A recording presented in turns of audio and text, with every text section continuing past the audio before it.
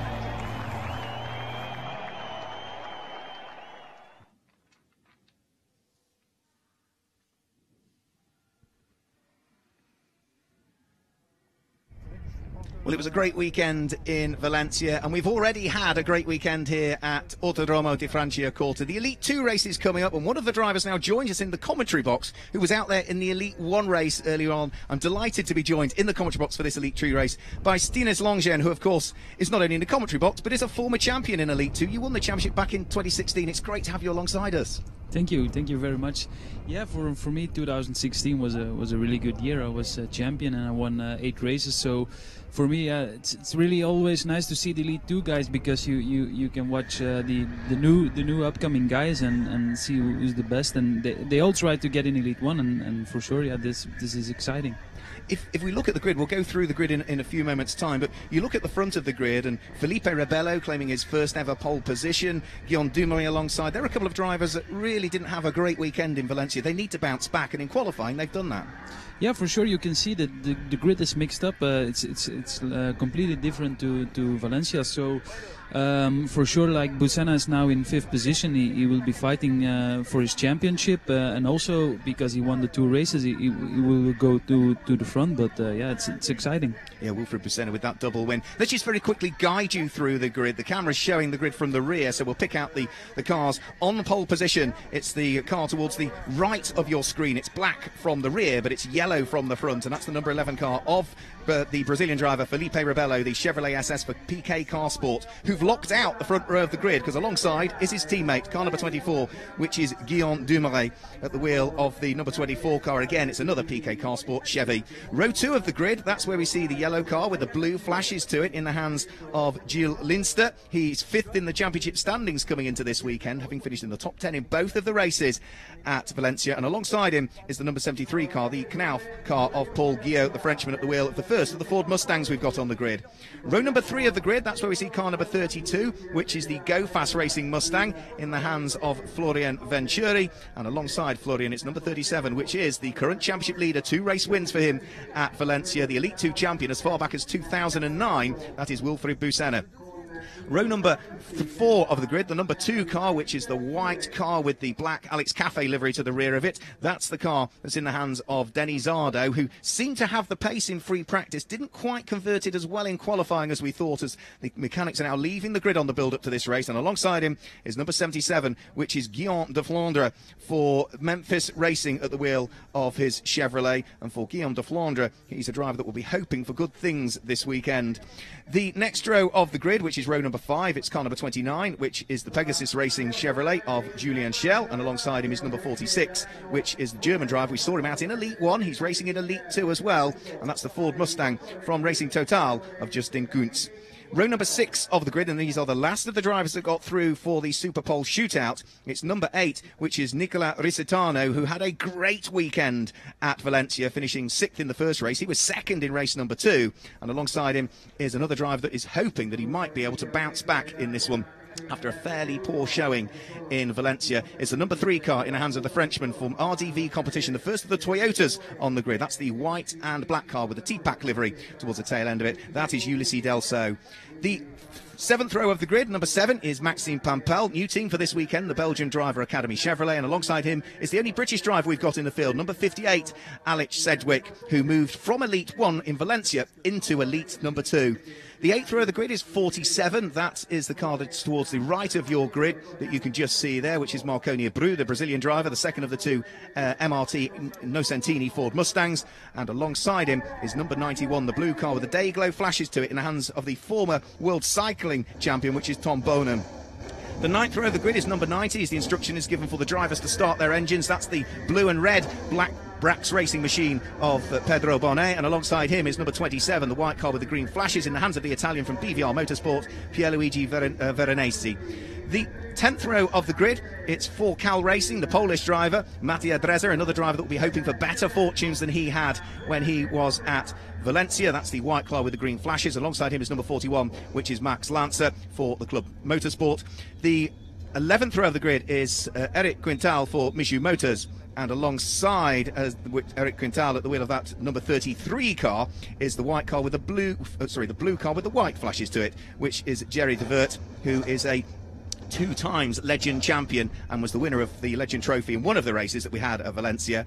The 12th row of the grid is number 1, which is Carmen Boitz-Gilles, the leading lady that we had in qualifying, lines up alongside number 9, which is Simone Loretti.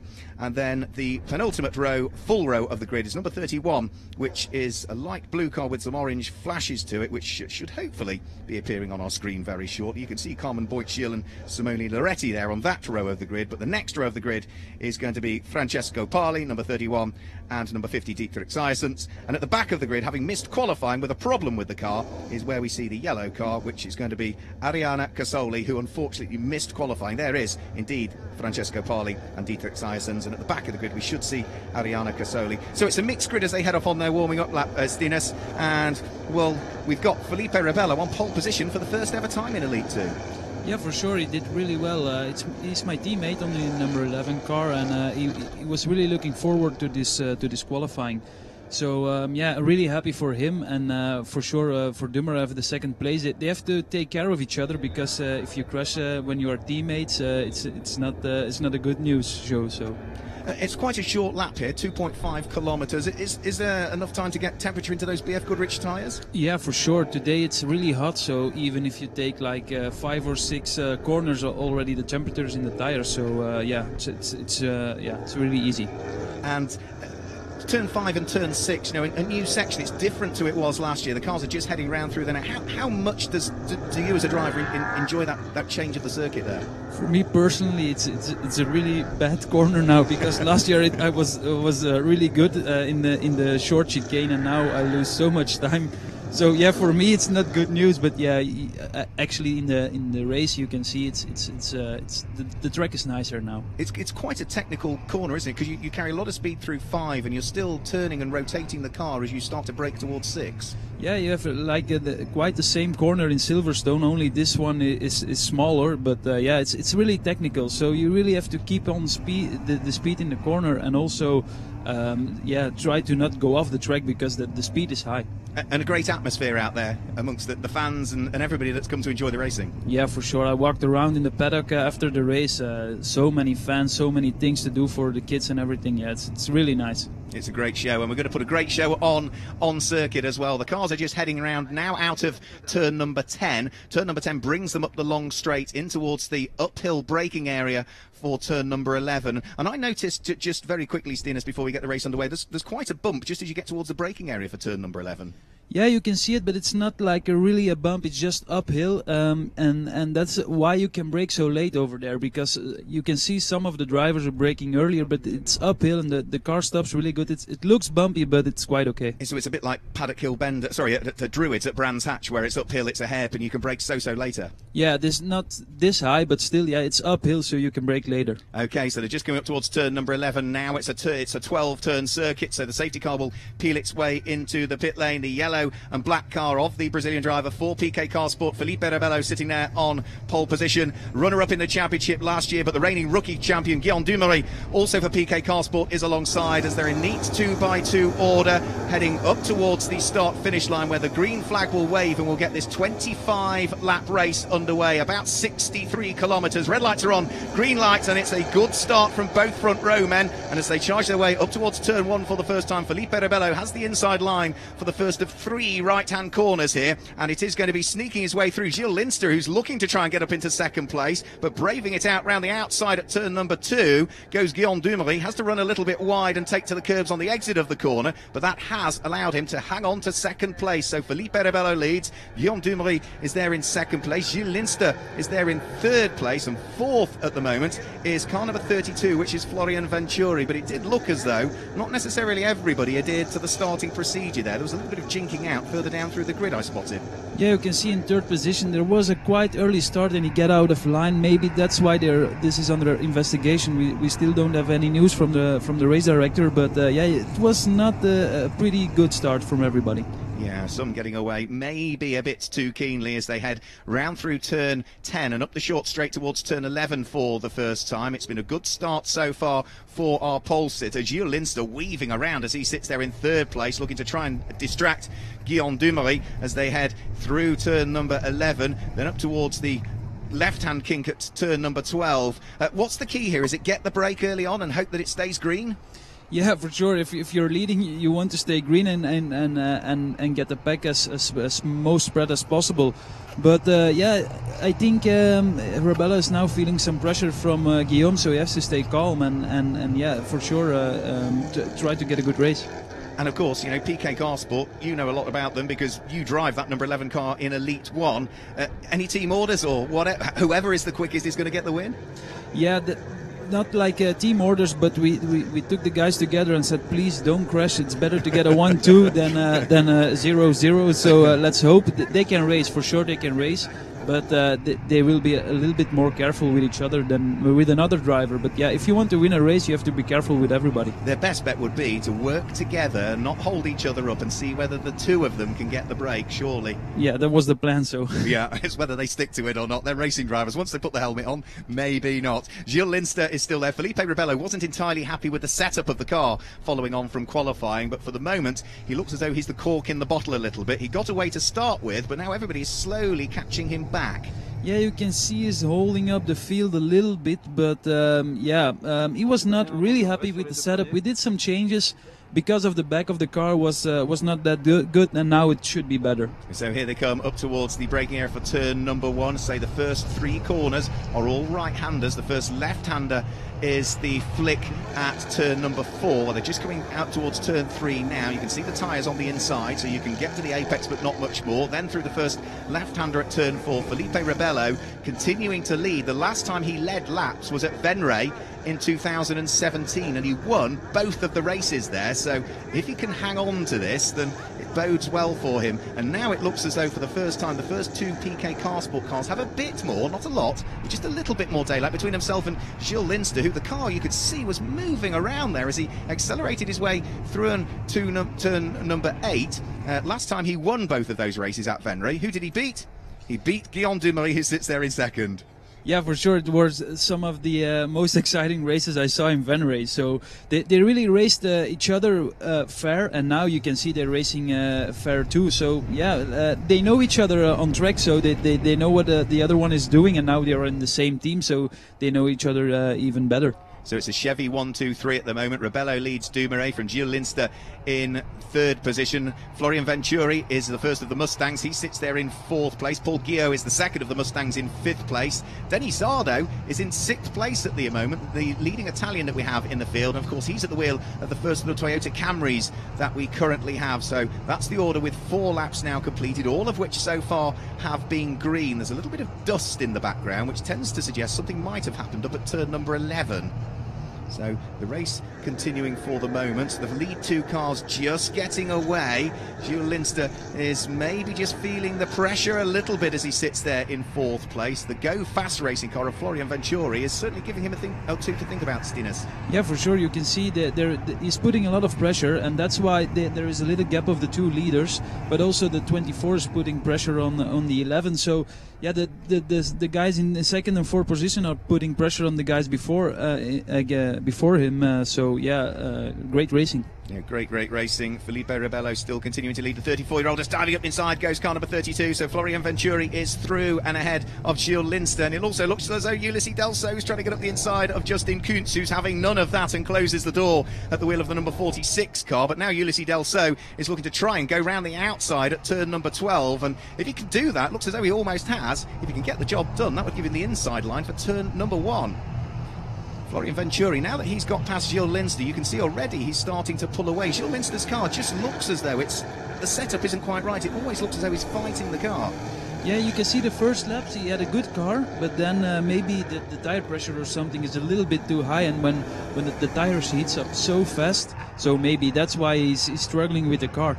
Yeah, that's the number 44 car in the hands of the Luxembourger that has now slipped down into 4th position. Here's the battle for the lead. Felipe Rebello still with his teammate Guillaume Dumoulin right behind him. The two of them working terribly hard to try and build an advantage, working together, and then maybe with 2 or 3 laps to go, that might be when they roll their sleeves out and slug it out a bit as to who is going to gain the win. Felipe Rebello pushing hard, Guillaume Dumoulin going with him. Now it looks as though Florian Venturi, having pulled away a little bit from Gilles Linster, has had a bit of a poor lap. He's falling back into his clutches again. So we've got a pair for the lead, and then yeah, we've still got 4 cars really now fighting over 3rd, 4th, 5th and 6th. Yeah, you can see it. It's always like this when you're in 4th position, you fight for the 3rd position. You're not under pressure now. When you change position, the pressure is there, and it gets in your head, and that's why it's so difficult to stay in position. I suppose the good thing is for you, you've had your race already, and therefore, if there is any damage to your car, i.e. the one Felipe Rebello is currently leading the races, it gives the team a bit of chance overnight to sort it out. So do you worry about your car when you see it being driven by somebody else? No, actually, there's a lot of people who are asking that same question, but for me, yeah, it doesn't look like my car. I see just Rebello driving driving a car and not my car or my teammate. So I'm really hoping that he's doing okay, and I'm not that worried about my car. I know my team. If there is a crash, they will repair the car for sure. Yeah, absolutely. They'll be a very happy team at the moment because it's a 1-2, and whilst the battle for the lead is rather close, there's 1.5 seconds gap back now to the number 32 Go Fast car of Florian Venturi that sits there in 3rd position. Gilles Linster is there in 4th place. Paul Guillaume is now in 5th place. There he goes, the number 73 car, and there diving up the inside, that's the number 29 car of Julien Schell, who squeezes his way up the inside of Wilfried Brusena. A good move. Turn 11 is a good place to make the overtake. Yeah, for sure. Like I said in the beginning, it's uphill, so you can brake late, and normally you can stop the car. But yeah, it's a good place to overtake because there are not a lot of many spaces where you can overtake without crashing.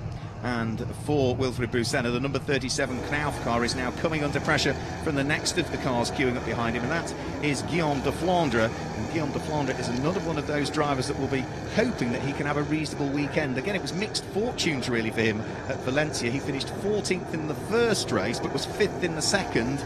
And at the moment, he's, just inside the top 10, is he not? He won at Zolder in 2017, Guillaume de Flandre. That was his first ever race win, so he's going to keep pushing for sure. Yeah, for sure he will be pushing, and also like if I was in the driver's seat of Brusena, his car, if you can see he's not that fast, so he has to take care of his car, try to score as many points as possible, and secure his championship because he's leading far ahead. So he's doing really good.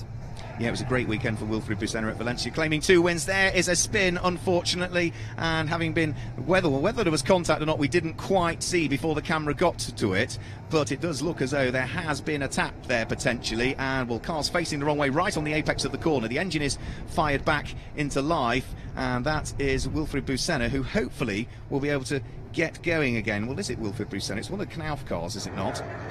And it will be able to get going. It's Paul Guyot, was it? Right, okay. So Paul Guyot has dropped down through the order, and here we go for the leading pair, still together. Now, looks as though Florian Venturi, for the moment, has been closing that gap on the leading pair, Stennis. Yeah, you can see he's closing, and now it's really because you can see a 1-2 of PK Carsport, and they are not fighting really hard against each other. But if the 32 car is closing, and in my opinion, Dumoulin is a little bit faster. Maybe they have to change position, but yeah, it's still racing, and Felipe is in the first car, and for sure he want to win. Now they have a gap, so it's yeah, sometimes they have a gap, sometimes not. It's really difficult to tell. I think Florian Venturi has done a fantastic job. He finished 3rd in both of the races at Valencia, as diving up the inside, place gain there for Guillaume de Flandre, gets up the inside of Wilfried Brusena, who, as you say, has got a championship and consistency to think about. But back to Florian Venturi, you know, a driver that's come out of French Formula 4, raced in that last year, finished 3rd. When you're racing a single-seater, to then come in and race a big, heavy 400 brake horsepower car where you've got a lot more weight transfer under braking, that's quite a difference in driving style. Yeah, it's a really big difference, and it's good to see that for sure he has to be a good driver, because if you can adapt so quickly to an aero car and now go to a quite heavy, big car, with not much of aero, yeah, he's a good driver for sure, because if you've never done that and you're now driving in 3rd position, yeah, you're really good. From single-seaters to NASCARs, on circuits that he doesn't know, with a team that's new to the championship, you know, that sort of ticks lots of boxes for this weekend, and he's very cool and calm and collected in terms of his driving style as well, so he is without question one to watch out for, I think, in Elite 2. We are now on the 10th lap of the race. Felipe Rebello still continuing to lead the race at this stage. The shots that we're just picking up are showing some of the cars that are a little bit further down through the order, coming in towards the braking area now for turn number 11. That's a good little fight that's going on as well further down through the order. This is going to be Nicolas Risitano, who is fighting away with one of the MRC Nocentini cars, and that is Alex Sedgwick, isn't it, the British driver who's dropped down from Elite 1 into Elite 2. So you were racing with Alex Sedgwick, that number 58 car at Valencia. A sensible thing for him coming into NASCAR, maybe trying Elite 1 but dropping into Elite 2 and thinking it's better for him? Yeah, I don't remember his result in Valencia, but if you're not doing really well in Elite 1, and for sure he's here to race and to have fun, yeah, I think it's a good decision. Now they have a crash. contact between himself and Nicolas Risitano, who has to take to the gravel. Sorry, Stinas, in avoidance there. That's caused a little bit of damage to it. Well, they were side by side going into the corner. Alex Sedgwick sort of hanging on to the place. He was side by side with Bobby Labonte in Valencia for about 6 corners before eventually, I don't think he quite made his way through. So that is a change of position now. And that little bit of damage, you know, these cars don't have a lot of aero. Have you got damage to your front bumpers? Does it affect the handling of the car, just that small amount of damage? Yeah, I feel it. When you have a new bumper with everything new, it's a bit better on the straight and everything. And I think that looks as though that might be possibly, do you think, a puncture for Alex Sedgwick following the contact? Yeah, puncture, or maybe the suspension broke. It's one of the two. You cannot see it on the straight, but puncture or suspension. And now it looks as though Nicolas Risitano is coming under pressure from Pedro Bonet. Pedro Bonet also has a car queuing up behind him as well as they fight for positions further down through the order. That is going to be Mattia Dresa, isn't it? The wheel of the number 56 Cal Racing car. These cars coming up towards us now, fighting away for 11th, 12th and 13th position in the races. And there is a spin, and that is Tom Bonen who has gone round. So one of your fellow countrymen, and we know him through cycling, but transferring over to car racing, he's been impressive so far. He's got some good paces, Tom Bonen. Yeah, he's a friend of mine, and he's really interested in racing. He did some racing before he was still a cyclist. So yeah. Oh, and another crash with Bonet and the 56 car. Yeah, that's Mattia Dresa, wasn't it? He was coming into an ever-closing gap and made contact with Pedro Bonet. So from my perspective, I think I know where to lay the blame. From your perspective, you know, was Mattia Dresa putting his nose in a gap that was always going to disappear? Yeah, it wasn't. Of course, there is always pressure, and you're with 2 drivers when you crash for sure. But yeah, sometimes you have to decide to go for a gap, and yeah, that's why you sometimes see some crashes. So. Yeah, well, race control will assess that as they do with every incident, and will then deem whether there's any penalties that need sorting out or not. The gap between first and second has increased. It was half a second a few laps ago. It's now come out to 0.9 of a second between Felipe Rebello and Guillaume Dumouriez, as we still are looking at cars that are further down through the order. This is Nicolas Risitano, still with that small amount of damage to the front end of the number 8 Racers Motorsport Ford Mustang. There are the 2 leads. You can see Felipe Rebello sideways coming out of turn number 7, Estinas. Yeah, you can see he's sliding around. It's a problem we have all weekend with this car, and yeah, you can see it again with his driving style. We have some problems at the rear, but he's handling it really well. So if you can manage it with your throttle, so he's doing really good. Well, he's complained of oversteer. Is it largely it's under power? Is it you start to get the oversteer? Yeah, from mid corner to exit, when you go on throttle, you can feel the car slide, and if you're too excited to go on throttle and you want to go, you will slide for sure. So you have to take care of the throttle. And whilst from a spectator's perspective it's great to see that, from a driver's perspective, you know, that wears the tyres out and maybe means that you don't have as much decent rubber tomorrow as you'd like. Yeah, for sure. It's now that you heat up the tires, that's not good, and then also you have to use the tires tomorrow, so it's not good news. But yeah, if you take care of it, you can manage it for sure. But yeah, if you're under pressure like he is now, sometimes you make a little mistake. So. Well, we're now starting to get into the traffic. Alex Sedgwick has now gone off the lead lap of the race. It looks as though Ariana Casoli is about to be lapped also by Felipe Rebello, and this might be the opportunity maybe for the lead pair to get away even further. And it looks as though the gap between first and second that had opened up, it was up to 1.3 seconds through the traffic. It looks as though the number 24 TK Car Sport Chevy of Guillaume Dumouriez has had a better run through the early back markers that they've met. Yeah. Sometimes you have some luck in traffics and sometimes not. So you can see it's closing up, but maybe it's possible that the next car they have to pass it. It's Rebello who has a better pass. So yeah, it depends on where do you have to pass somebody. Florian Venturi is through and also past. The next of the battles that we need to look at is actually there's a good battle beginning to form for 4th and 5th place. Gilles Linster is now getting caught by Denis Zardo, who I think has been forewarned with regards to track limits. He's run wide on a couple of the corners. That's been picked up by race control, and it is a difficult one, isn't it? You know, the cars do move around a lot, but you know the painted lines on the edge of the circuit are there for a reason, and you can go beyond them on a couple of occasions, but if you keep doing it, then the race director picks up on that. Yeah, the rule says you have to keep 2 lines between 2 wheels between the white lines, and if you cross it, you break the rules. So yeah, it's for everybody it's the same. So you have to manage it. It's you want to go over the white line because you have better traction. You can go wider, but the rules are the rules, so you have to manage it as a driver. So Denis Zardo is walking the tightrope in terms of where he needs to be. We're now at just past the midway point. The Legend Trophy is currently being led by Jerry de Wert. He's down in 17th position, and he claimed a win in one of the wins in the Legend Trophy in Valencia. He's a double champion of the Legend Trophy. And Carmen Boitz-Gilles is leading the Ladies' Cup. She's down in 24th position currently at the wheel of the number 1 car. He's actually climbed up to 23rd over the course of that lap, so one more place gained for Carmen Boitz-Gilles.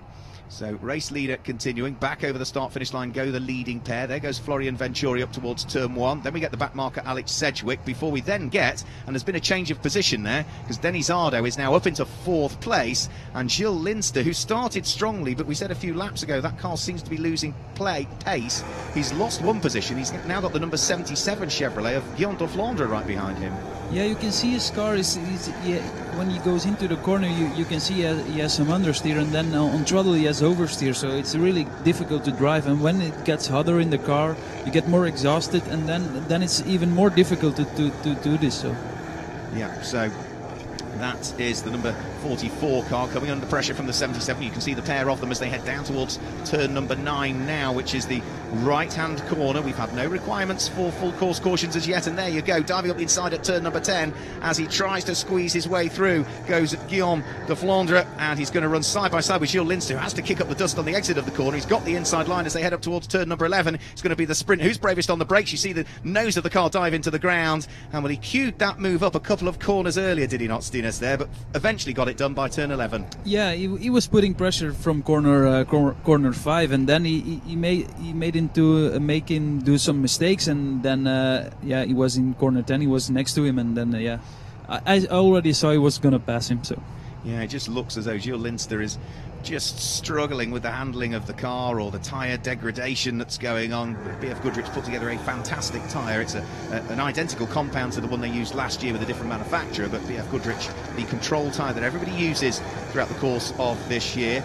And well, it just looks as though whether it's driver, whether it's car, whether it's setup, that it just seems to be struggling. He can't quite get the car turned in where he needs it.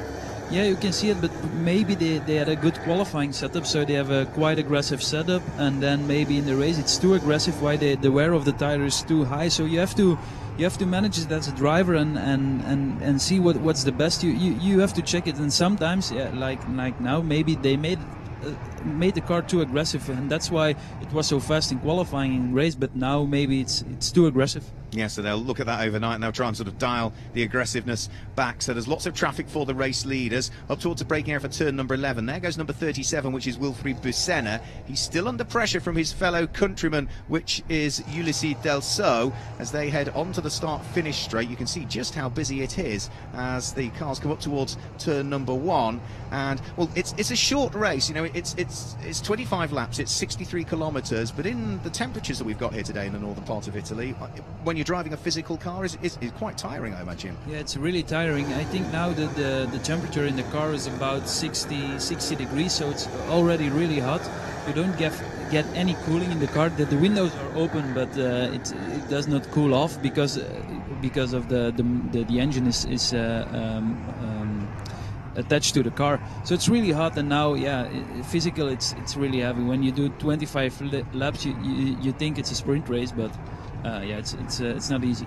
Now there's a big spin for Dietrich Zayasens, who has just managed to rotate the Hendricks Motorsport Ford Mustang back in the right direction. So Dietrich Zayasens, having dropped down to, well, he was 24th position at the beginning of the lap. He will have dropped further down now and is letting the traffic blend its way through. And Gilles Linster is still coming under pressure. Julian Schell queuing up. Is he going to dive his way up the inside? Not a great deal of resistance put up to that one. I think Gilles knows that the car now is just awful. Is just not handling at all as he wants, because he's being picked off by everybody.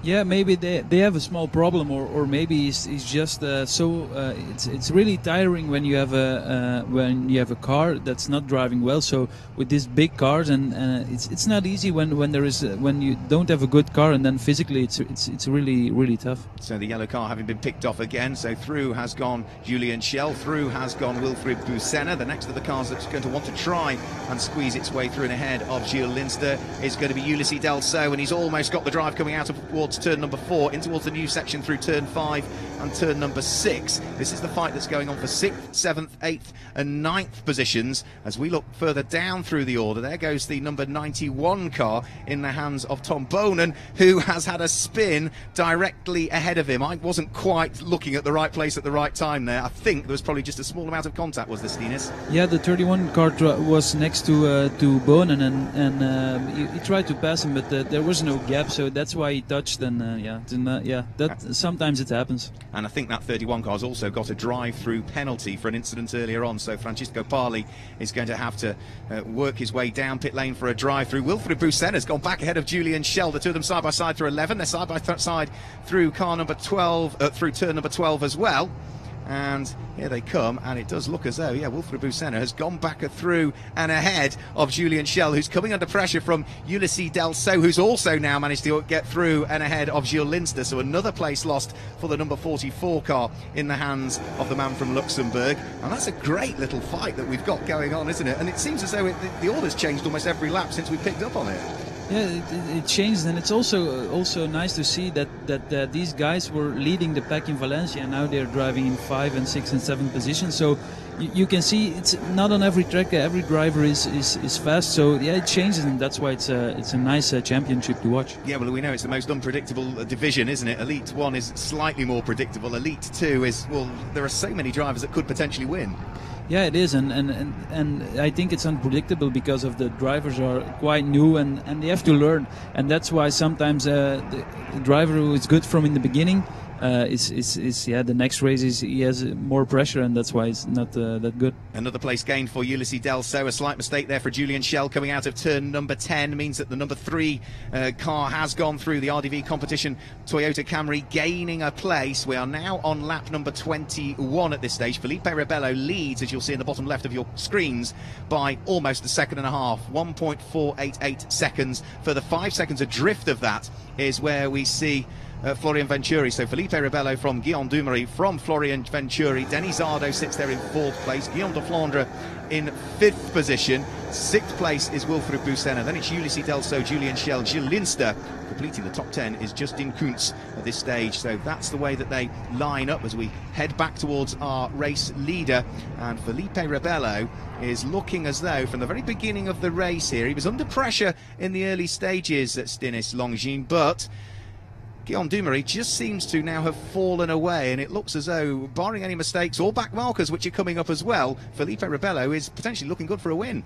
Yeah, it's looking really good for him. You can see the time of Dumouriez is a little bit faster, so I think he knows he's on pole for tomorrow, and Rebello is maybe in 2nd place, so that's why he's putting off the pressure. If Dumouriez is scoring in 2nd place, it's really good for him, and then maybe they can repeat the PK Carsport story from 2016.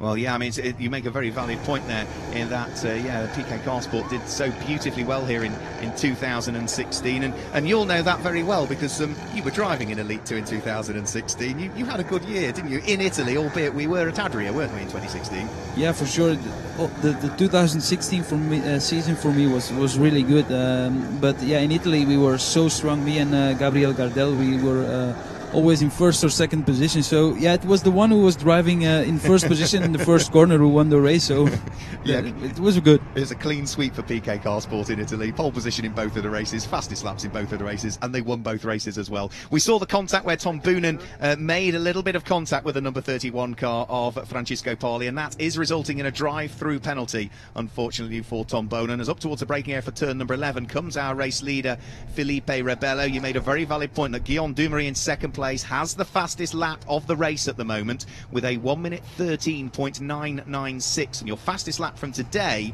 gives you pole position for tomorrow. So it does look as though Guillaume Dumoulin is heading towards pole, and Guillaume de Flandre at the moment is the second fastest car that we've got out there. So he potentially is going to be the two Guillaumes on the front row of the grid, as there, by the look of things, Florian Venturi comes under pressure from Denis Ardo, who's able to squeeze his way through, and it looks as though Venturi is fighting back as they head up towards turn 3, and he returns the favour immediately. Denis Ardo's having none of that. Guillaume de Flandre is trying to get in the mix as well. I'm not quite sure why all of a sudden Florian Venturi slowed down. Do you think maybe a missed gear?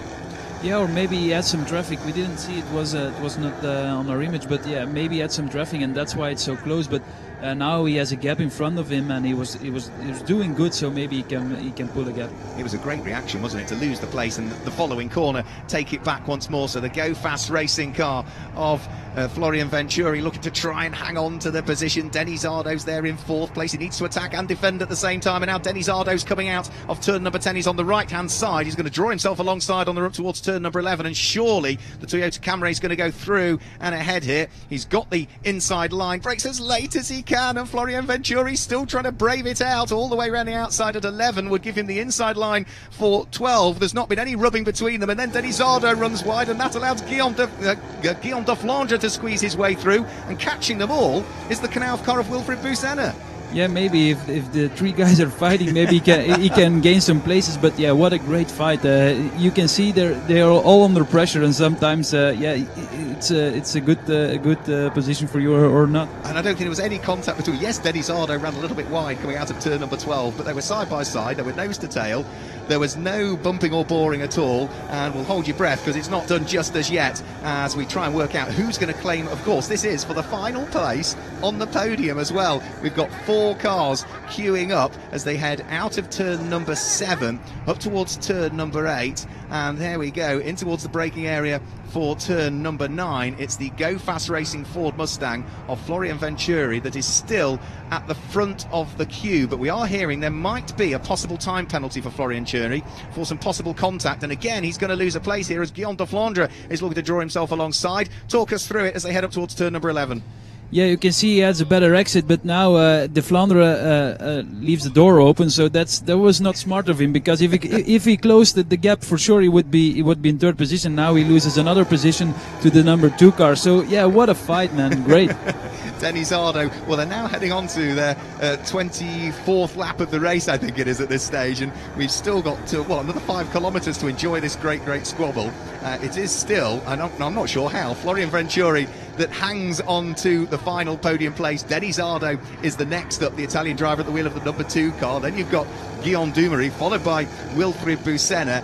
Well, you can't get any better than this, can you? If you're a NASCAR fan, this is what it's all about. This is pure racing here at Autodromo Franciacorta, and we've still got another lap or so to enjoy. And I suspect whatever the order they're in now, heading out of turn 7, that will not be the final order as they cross the line. No, you can see the order was completely changed only 1 lap ago. So de Flandre was doing riding in 3rd position. Now he's in 5th, but yeah, here is faster. So maybe we can see another move in the turn 11. It's out of turn number 10, isn't it, where Florian Venturi just seems to come under pressure. This time he's moved over to the right-hand side of the circuit, the left-hand side as we look at it on our TV streams, to protect the inside line, and up towards the inside of Denis Ardo, tries to squeeze Guillaume de Flandre. They're side by side through turn number 11, they're side by side through turn number 12. Wilfried Busenna is poised and ready to pounce, and as they head over the start-finish line onto what will now be the final lap of the race, Felipe Rebello still leads from Guillaume Dumoulin, and in 3rd place we've still got 4 cars fighting over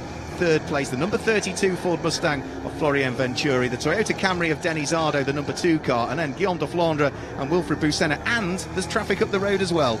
Yeah, you can see the 32 car is now again in 3rd position, but he has some traffic ahead, and we saw the last laps that he's not that good in the 2nd and 3rd sector. So yeah, the pressure is high, man. The pressure is on, and what needs to happen is Florian Venturi needs to get a good run coming out of 10, otherwise he'll get his pocket picked on the way towards 11. Here comes Felipe Rebello on course for a first win since Fenway 2017, and PK Carsport, your team, Stines, are on for a 1-2. Yeah, it's really good for the team, and I'm so happy for Felipe. He worked so hard, and in Valencia it didn't work out, and now yeah, congrats, man. Really happy. Yeah, here he comes on for his third career win. It will be his first on a road course and his first for PK Car Sport. It is Felipe Rebello that comes through to claim the win. Guillaume Dumoulin finishes in second position. And who's going to finish in third place on the run to the line? Is it going to be still Florian Venturi? We're following the race leaders as they head round through turn number 1 and turn number 2, but on the run to the line it was Florian Venturi that hung on to it from Denis Ardo, Guillaume de Flandre and Wilfried Busenna, so the order didn't ultimately change between all of those. Felipe Rebello claims the win and he will be as pleased as punch with that. 1.5 seconds in the end was the gap between himself and Guillaume Dumoulin, so they will be hugely pleased as they head on their slowing down lap. That, I've got to say, Stinis, was probably one of the best Elite 2 races I've seen. Some of the squabbles were fantastic. Yeah, it's good to see because the Elite 2 race, sometimes we see some crashes and some heavy passing, but now it was really clean racing, pure clean racing. So yeah, really happy to see it, and yeah, everybody did behave. So a really good race. Yeah, looking forward to seeing more of them tomorrow, because of course we will see the Elite 2 boys out, and girls of course, first thing tomorrow here at Autodromo di Franciacorta. Daniel Bernardo, and we will look forward to seeing more from Stennis Longines in Elite 1 as well. So thanks for joining us, Stennis. Thank you very much indeed. It's been great to have you alongside. Yeah, it was really nice to do, and now I have to go to podium to congrats my teammate in the number 11 car. We're not going to hold you up. Off you go. Thank you very much indeed, and we wish you all the best tomorrow as well. So thanks to Stennis Longines for joining us in the commentary box here. Felipe Rebello claiming the race victory. Second place was Guillaume Dumoulin for PK Car Sport 1-2, and you can see already the team holding the Belgian flag down in the pit lane there. They were separated just by 1.4 seconds, 1.5 seconds in the end. Third was number 32, Florian Venturi in the Ford Mustang. Fourth place was number 77, Guillaume de Flandre at the wheel of the Chevrolet SS. Fifth place goes the way of number 37, a Ford Mustang of Wilfried Busenna. And sixth was number 3, the first of the Toyotas, home of Ulysses Delso. Seventh place was 44, Gilles Linster with his Chevy. In eighth place, it was another Chevy, car number 29, Julien Schell. Ninth place goes the way of the Ford Mustang, 46 of Justin Kuntz. And completing the top 10, it's the Knauf supported car, number 73 of Paul Guillot, his Ford Mustang. 11th place in the end for car number 2, Denis Ardo and the wheel of the Toyota Camry. In 12th place was number 8, which was Nicholas Risitano, had a busy old race and worked his way back up through the order following the contact earlier on. 13th place was number 56, Mattia Dreza. 14th place was number 90, which was Pedro Bonet. 15th was Max Lancer at the wheel of the number 41 Ford Mustang. And then in 16th, it was 47, Marconi Abreu. 17th was Jerry de Vert, who is going to be, I think, the winner of the Legend Trophy for the drivers 50 and over. He will secure top honours in that. In 18th place is car number 9, which is Simone Loretti. 19th place was number 7, which is Maxime Pampel. And completing the top 20, it was car number 33, which is the car in the hands of Eric Quintal. So that gives you the top 20. Tom Boonen was in 21st position, ahead of Carmen Boyce-Gilles, who will be the winner of the Lady Cup as well. So she will be as pleased as punch with that. That's her second win in the Lady Cup so far this season.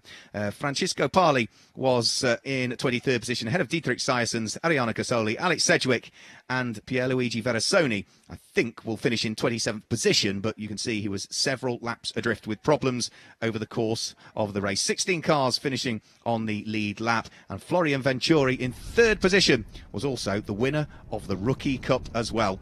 So that is for young debutants in this series. And for Florian Venturi, well, that is a great result for him again. Consistency is the key when you want to win championships. And for Florian Venturi, it looks as though a 3rd place here today backs up the 2 third places that he took at Valencia as well at Circuit Ricardo Tormo.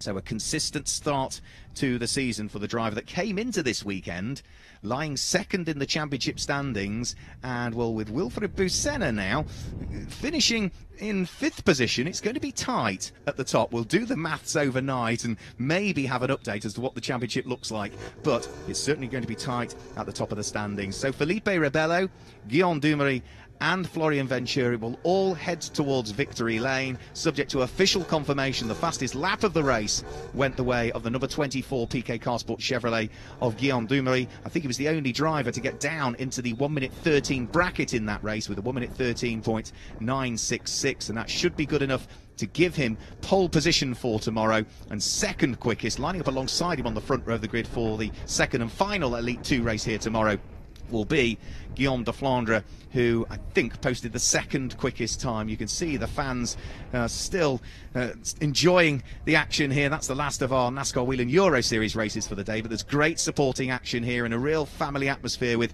plenty of attractions on and off the circuit as well. So that is, I think, the fans that have been watching in the grandstands and on the outside of turn number 11 who are going to enjoy the party atmosphere down in Victory Lane, and also, no doubt, head towards some of the other attractions that are here and available for everybody at circuit at Autodromo di Franciacorta. After here in Italy, we'll head to Brands Hatch for the next couple of races. That will be over the course of the 9th and 10th of June. And then, of course, the Oval World Challenge will take place at Tours Speedway in France on the last day of June, the 30th of June and the 1st of July, before we then head towards the semi-finals and double points, not just the 40 points on offer for a win, but they'll be doubled for the semi-finals at Hockenheim on the 15th and 16th of September.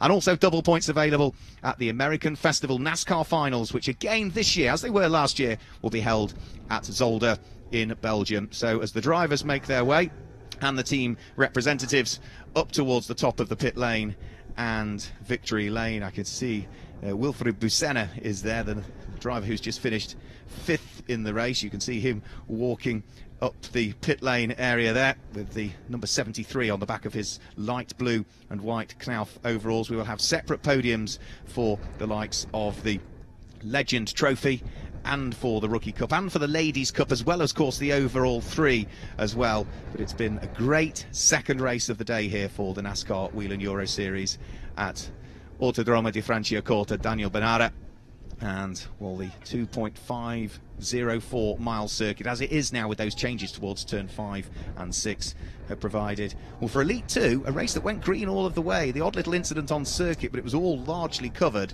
by localised yellows, and cars either sort of limped their way back into the pits or sort of pulled well and truly off the circuit. I don't think we actually lost anybody ultimately. Pierluigi Verasoni finishing 17 laps adrift, but he limped his way with problems into the pit lane, so it allowed us, unlike if you saw the Elite 1 race earlier on, where we had a couple of safety car periods and a few incidents along the way, but there was a little bit of rubbing and a tiny few little spins and bits of contact, but it was all dealt with by localised yellows, and all of the cars that were involved were able to sort of leave the scene and continue in the race. So Felipe Rebello claiming a win, and he will be hugely pleased with that. His first win since the ovals of Venray in Holland last year, and of course that was the last time he led a race overall, and he went on to win both of the races in Venray in 2017. Well, that is a potentially very good omen for Felipe Rebello here, because he led from lights to flag whilst he was under pressure from his teammate Guillaume Dumouriez, as we heard from Stines Longin, who's now gone down to celebrate with the team and left the commentary box.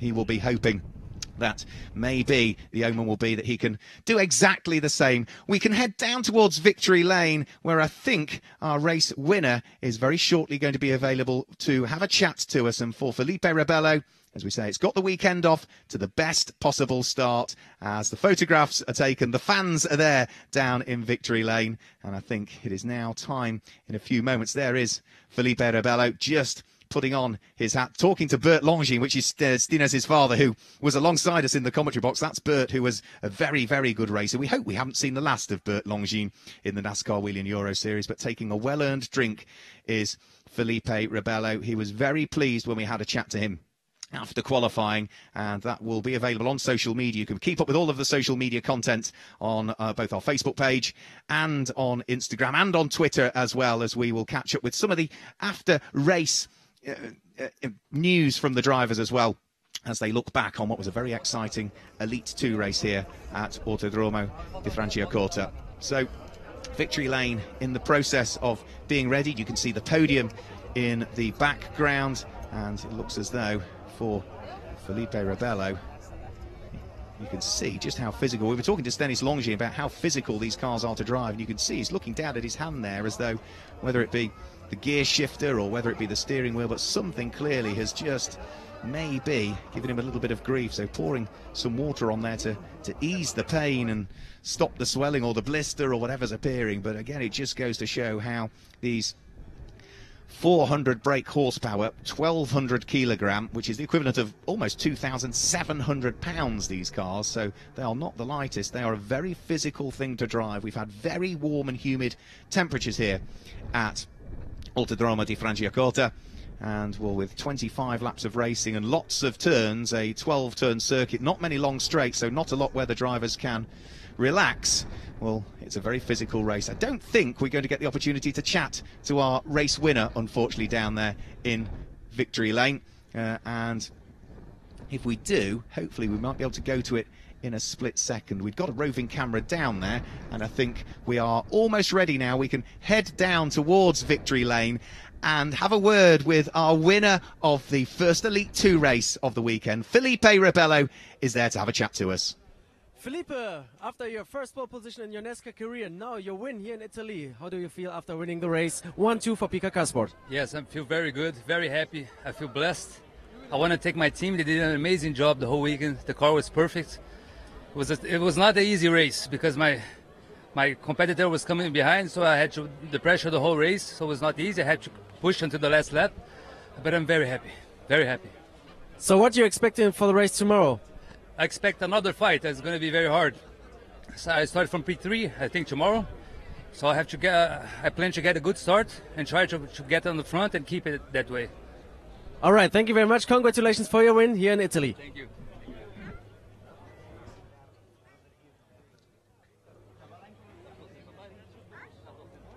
So great to chat to our race winner there, Felipe Rebello. He gets his weekend off to the best possible start at Franciacorta. And, well, there's more racing to come tomorrow here as well. Don't forget that, as with today, thank you for watching. It will all be streamed live tomorrow here in Italy. We get our first race of the day underway. If you're watching in Europe, then the Elite 2 race, round 4 for them, starts our live coverage on the build-up to the race at 10:50 Central European time in the morning. If you're watching over in America, thanks for joining us, but it's an early start for you if you want to catch up with us tomorrow, 4:50 a.m. Eastern time in the US. But if that's a little bit too early, then join us without question for the Elite 1 race, which is a little bit later on in the day. Central European time, it's 2:20 in the afternoon, and it's 8:20 in the morning Eastern time in America. Well, that's it for the moment. Let's just have a quick look back at some of the action we've seen in the NASCAR Whelen Euro Series over the last few races.